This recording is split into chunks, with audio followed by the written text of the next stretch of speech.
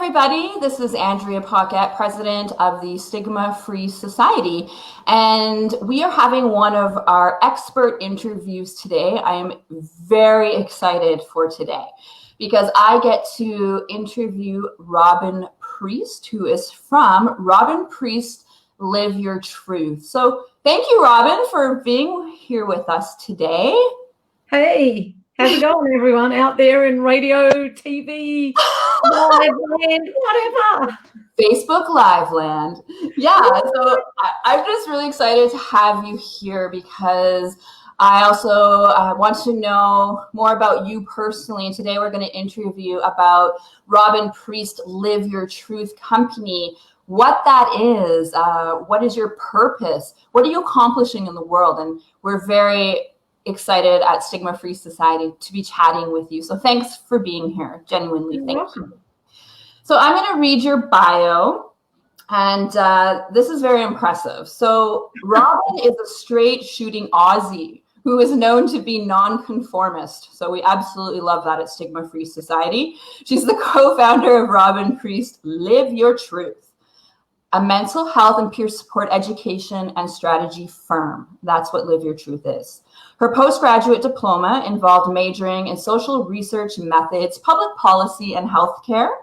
She has extensive experience working in business, government, and nonprofits, and known as the peer support guru. And what I know personally from many people that I've heard from, she's at the top of the line when it comes to being that peer support guru internationally and across the globe.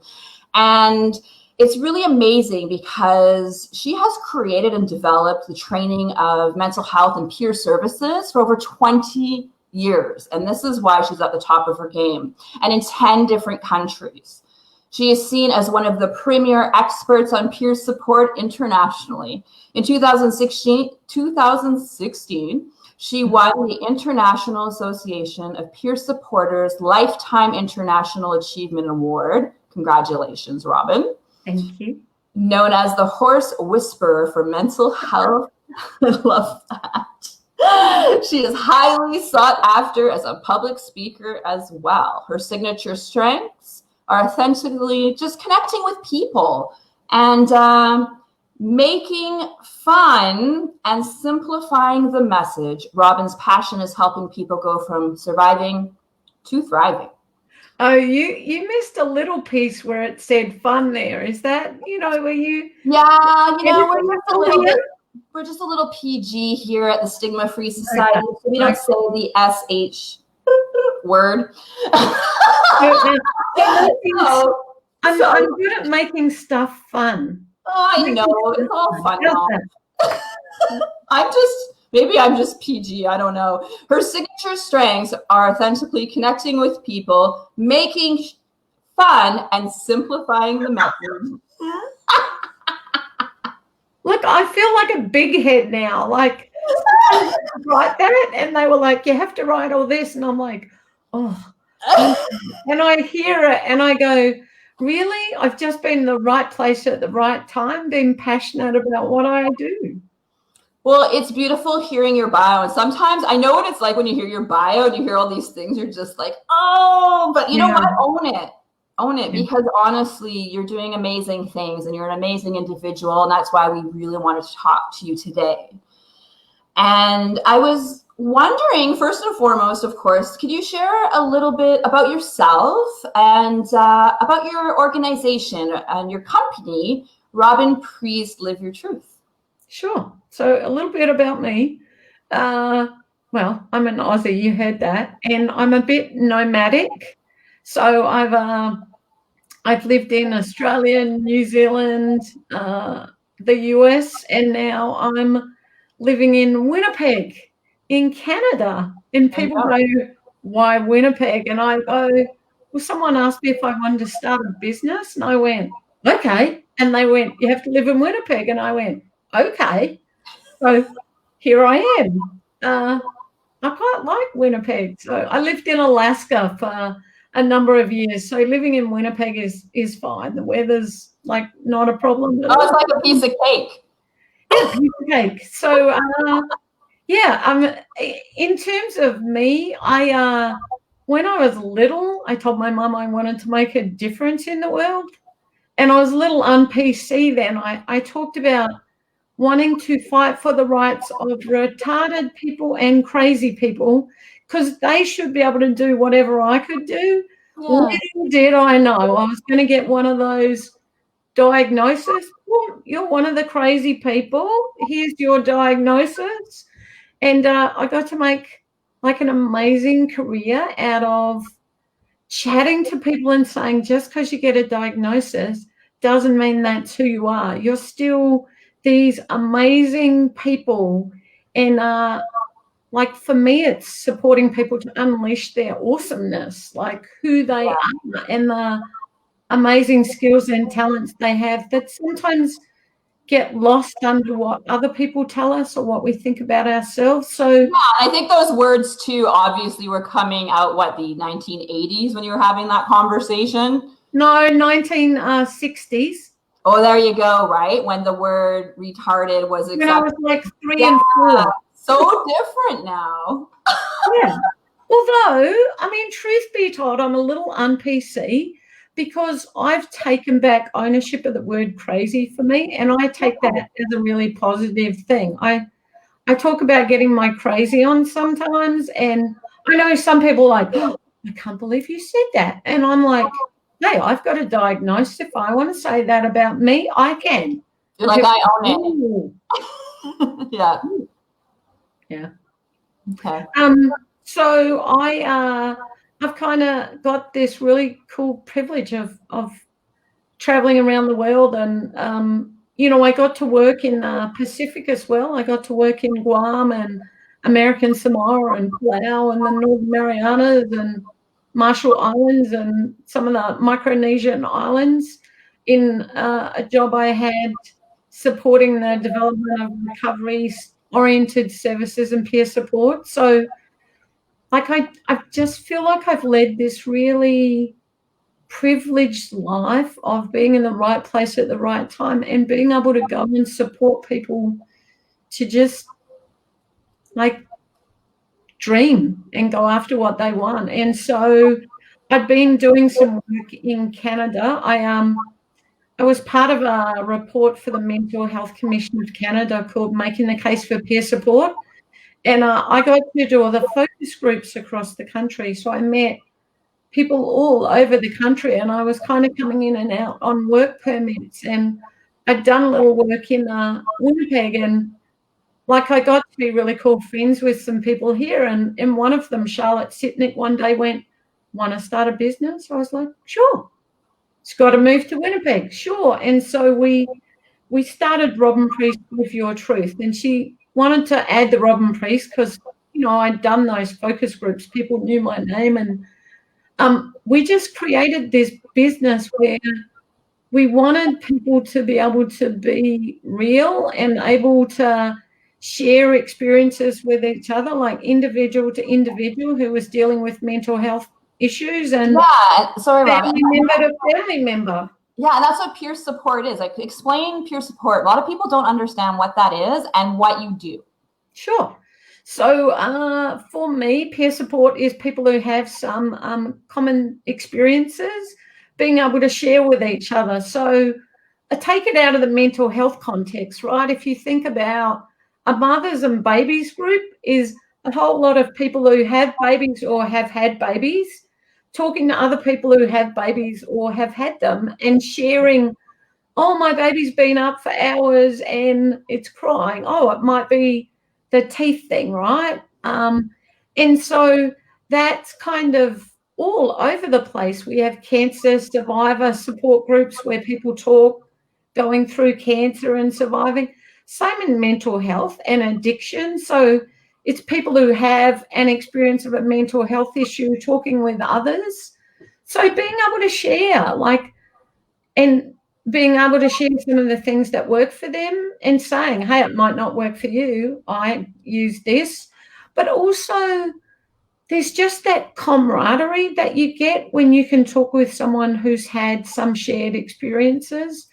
Or peer support can also be family member to family member because they also share some common experiences, and being in a place where you can have someone go, oh, you get it. I was actually just talking to someone just before I came on here who had, felt so low that he, had attempted to kill himself, and being able to chat and say, like, I've been there, I get that, and let's just chat.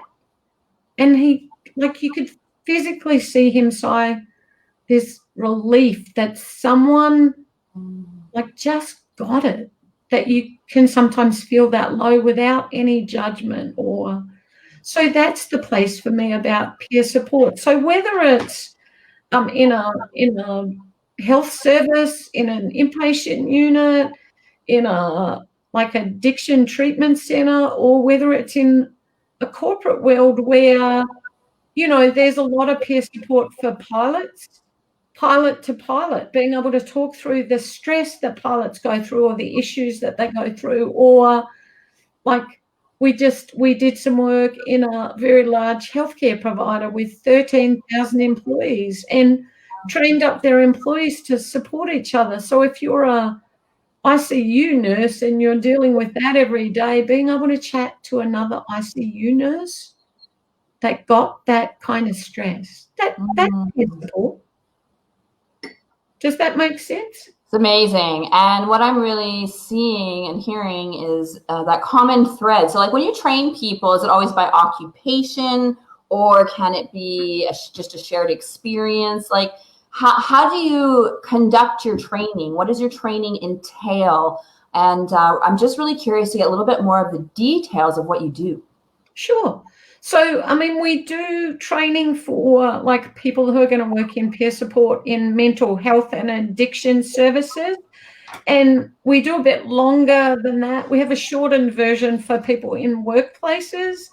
But like we just say to people, it's about, do you self-identify as having a mental health issue or a family member, like or an addiction, or a family member with an addiction. And we allow the mixture of people in the training because it brings some really cool dialogues. And we talk about, I don't know, some people call it recovery or wellness or whatever you want to call it, right? We talk about that. We talk about stigma and discrimination and how that impacts us. We talk about kind of the fundamental values of peer support, that it really is about self-determination and being authentic and people's choice, and the fact that as peer workers, we're not always going to agree with something someone wants to do, but it's not our job to do that. Our job is to support them. And I actually, in training, talk to people about being exploration facilitators. And in our positions are, to support people to explore for themselves. We talk about strength-based support. So how do we support people to tap into the, like I said before, the amazingness that they are, right? So really simply, I always talk about this word because we're often called manipulative. Well, actually, if we look at what that is we've got to be a really good negotiator. We've got to be creative, strategic to get our needs met. And if we can say to someone, instead of going, you're manipulative, if you're like, do you know you have some amazing skills? Here's what they are. How can we utilize them in the workplace or in volunteering or any other aspects of your life? You watch people just like go like this. They sit up and they're like, yeah.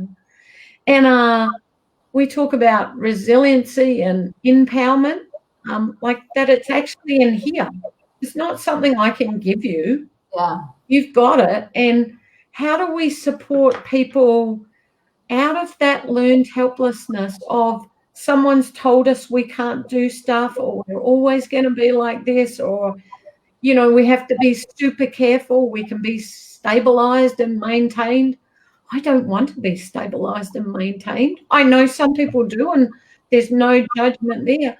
I want to live like out there and wild. So we talk about that we're not anti or pro medication or treatments, but we're really pro informed choice. And we talk about social determinants of health and how they impact people, communication, stages of change. How do you share your story effectively? Because if you're running in and you're going to someone, oh my God, I've tried to kill myself 10 times, this is how I've done it.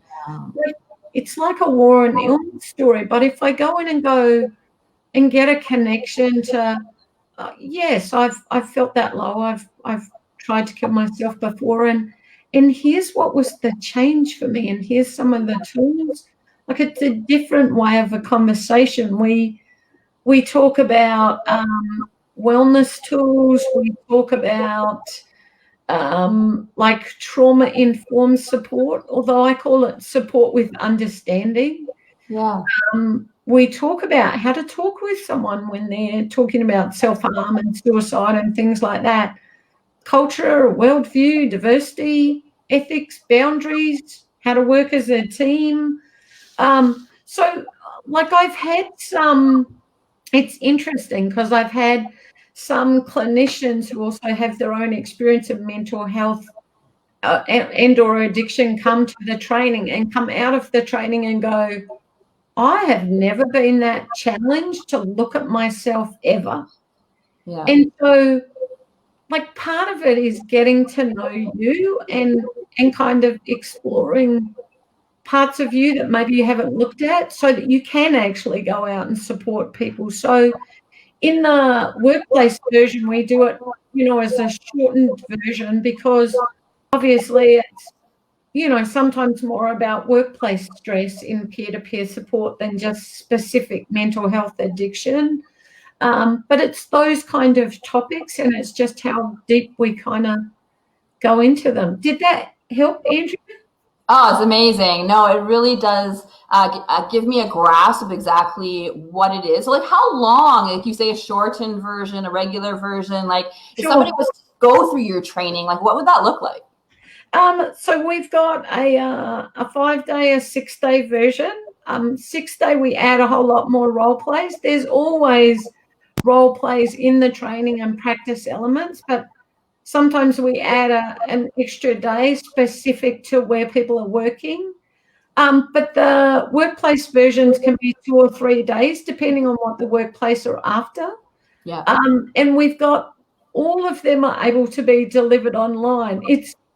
I think we were ahead of the curve because when Charlotte and I set the business up, we set it up as online where we were delivering the peer training and delivering workshops online. Yeah. And people used to say, oh, no, it's not the same. You can't do it. And now everyone's like, hey, Rob, how do you do that online stuff? And so we do that, but we also have like some smaller workshops. We do some stuff for families. So we've just named the family kind of area of our business All In.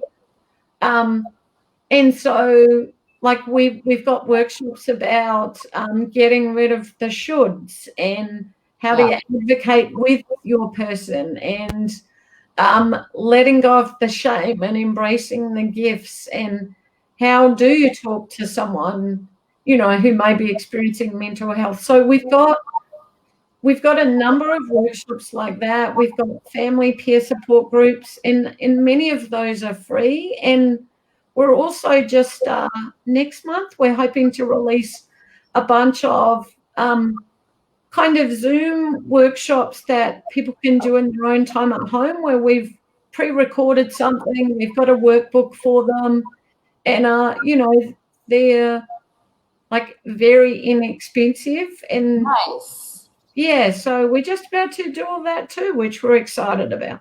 Oh, that's awesome. And you're just evolving with the times, like we are at Stigma-Free Society, right? And I love that you were ahead of it and that you were already doing all of these amazing things online. And honestly, Robyn, what I'm hearing is that this peer support training it's not just about connecting with other people. hearing them hearing you, which is great. But also I'm hearing a lot of self-evolution and like self-reflection and even maybe some healing in there. That's kind of what I'm getting. Am I on the right track? Yeah, I mean, we always get people to kind of give us some like thoughts and feelings after the training, and so, like we ask people if we can put them up on the website. So some of them are up under our raving fans on the website, but often people tell us they had so many aha moments for themselves in the training, which to me that's the place, right? We can go, oh.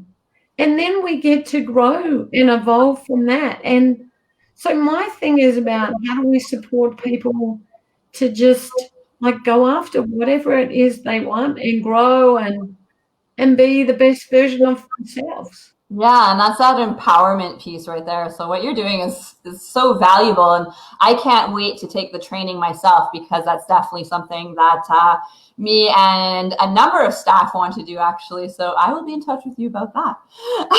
We'd love to have you. Amazing.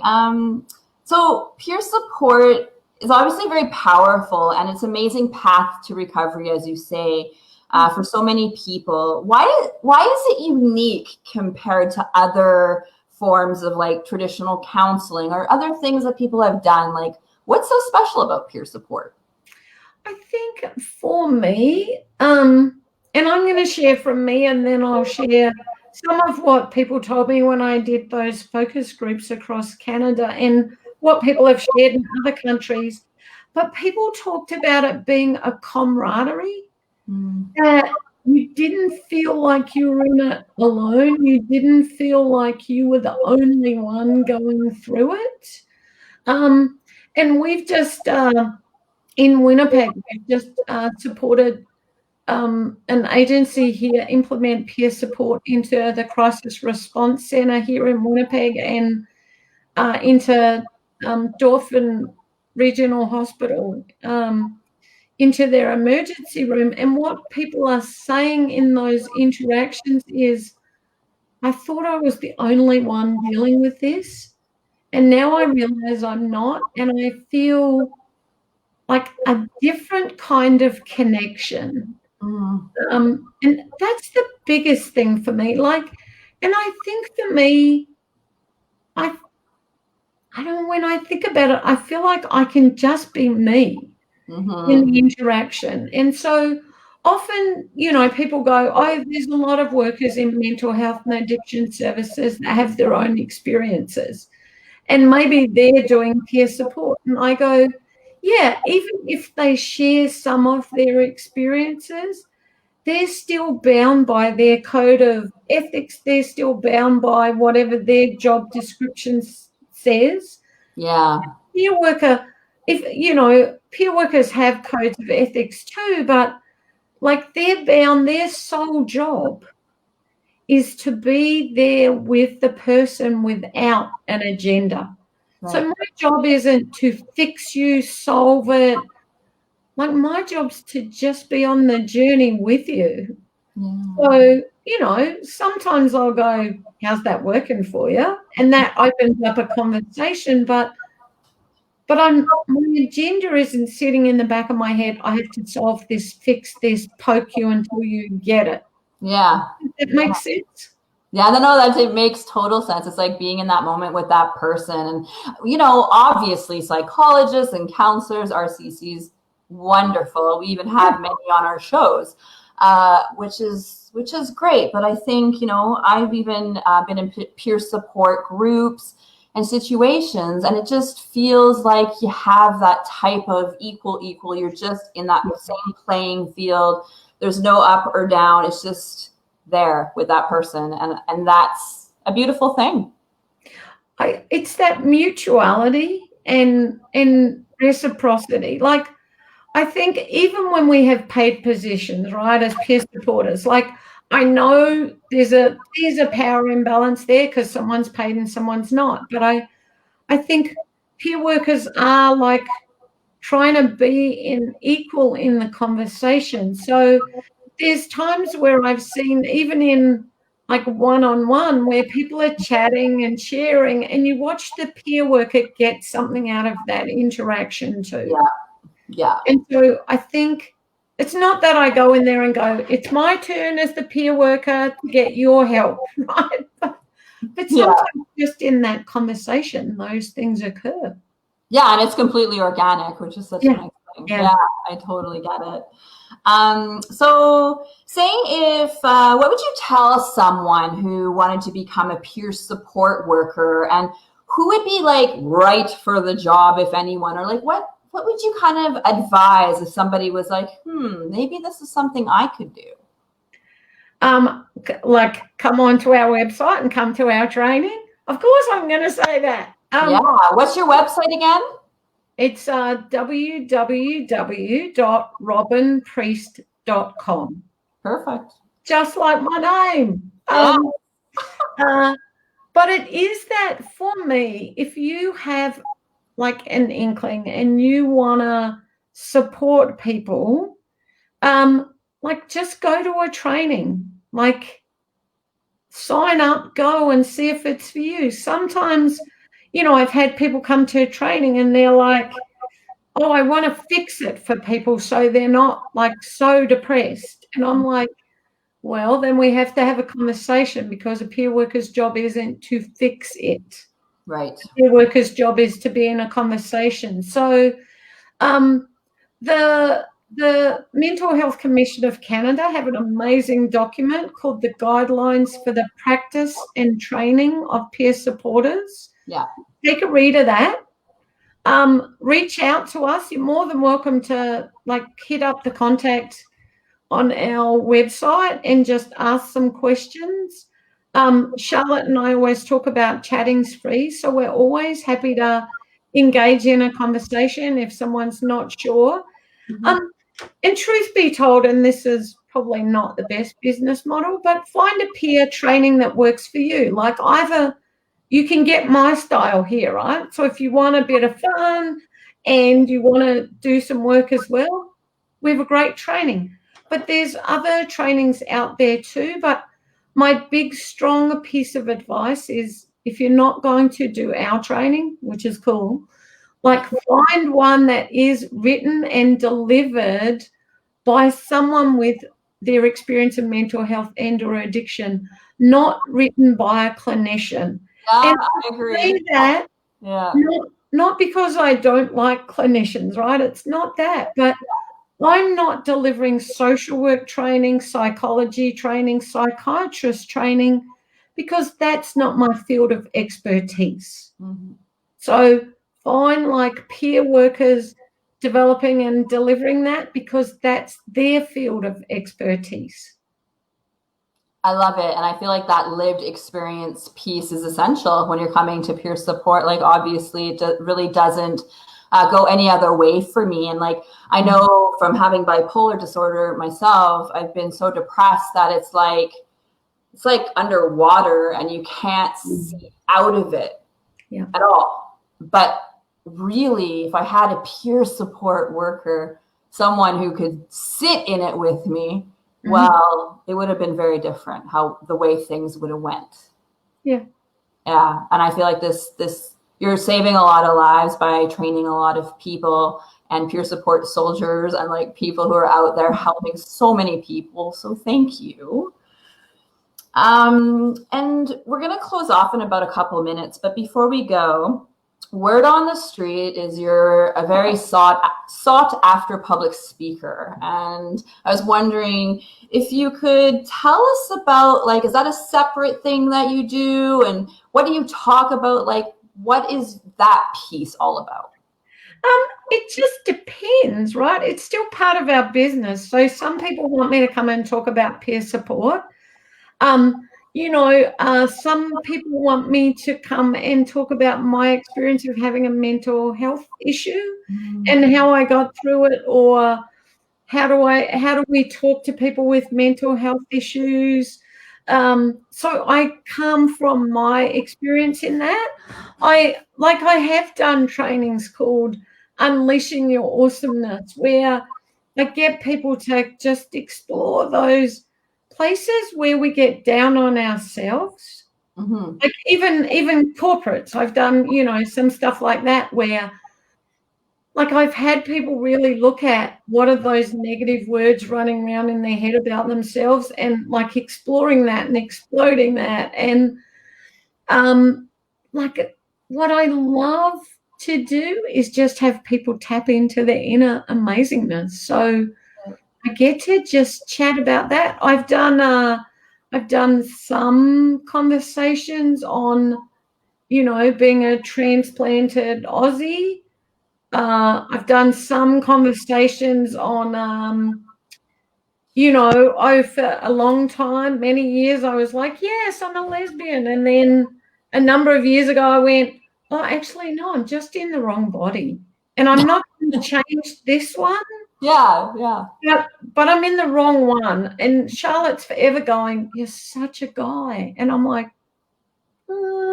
so I've done conversations on that too. And Charlotte's put up a whole lot of fun topics on the website. But the reality is, if people want someone that brings humor, that is real, that is straight, that's me. And I'm up for chatting about whatever you might want.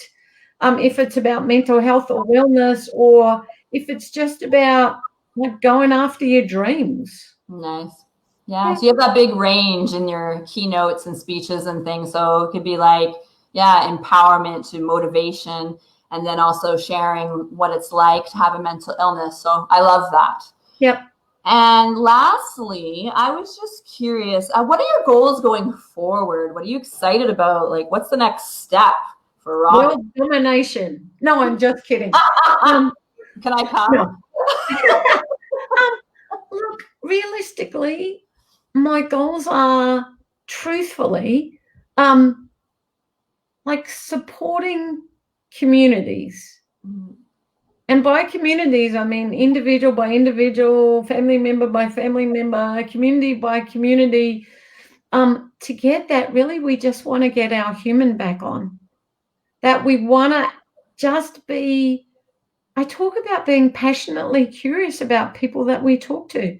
Don't go, how are you? If you don't want to hear, if it's not, oh, good. Right? Don't ask if you don't want to be in some of those messy conversations that might come up. Like be real. And I guess my goal is for people to get that if they're diagnosed with a mental health issue, that's not who they are. Right? Right? That someone said this is this, and like what I want to do is say you can have an amazing life regardless of what it looks like right now. Let's go and explore that. Nice. That's I love that. I know, because when I was diagnosed with bipolar disorder, I thought I was doomed to have a horrific life, and I get it. And as time went on, and I created my charity and things, and healed a lot and reflected, I got a lot of help. I think we got to come to a place where we're not that label and stigma-free, right? Like there's that self-stigma too, where we're ashamed of the things about us, and it's letting that go. And I feel like you're helping to cultivate a stigma-free world, and I'm very, very happy about that. So thank you for that. I hope so. And I think for me, it's like, yes, we've got individuals with their own experience, but we don't want to forget all the family and friends that are trying to work their way through it too. So that's why we've got both areas in the business, because I think family and friends are sometimes forgotten. Yes, good point. They do the best they can because they think, oh, if I make the person do this. And so we spend a lot of time saying it's not about making people do anything. Yeah. It's about being able to be in a conversation and get where they're coming from, and how do they take care of themselves too. Awesome. All right, we're going to close up. Thank you so much, Robyn, for joining me today. And again, can you state your website where people could find you? It's very difficult. www.robynpriest.com, and it's Robyn with a Y. Yeah, we can see it on here. All right, Yeah. perfect. So, hit us up, hit the contact form, get a hold of us, and let's have some fun. Yeah, some straight shooting Aussie fun. All right. Thank you, everybody. This is Andrea at Stigma-Free Society, president and co-founder. I'm very happy you joined me today, and have a lovely day, and have a lovely day as well, Robyn. Thank you. See you guys. Thanks for joining. Bye.